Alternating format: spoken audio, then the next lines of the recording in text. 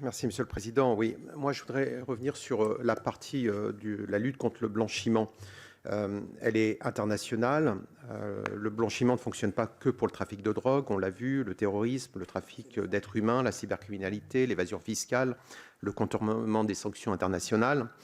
Et ça nous a été dit lors d'auditions, nous sommes face à un blanchiment à grande échelle, avec des groupes criminels qui fonctionnent à grande échelle, des systèmes de compensation, des systèmes occultes basés sur la confiance, la crypto-monnaie, etc.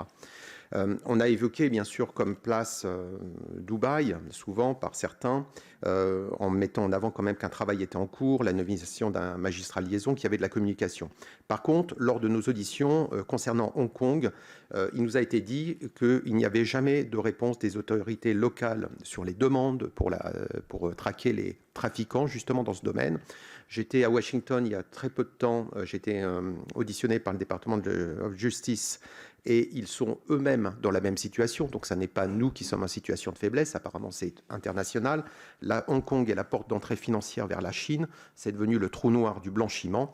Comment tracez-vous la qualité des fonds qui reviennent de Chine pour s'investir en France?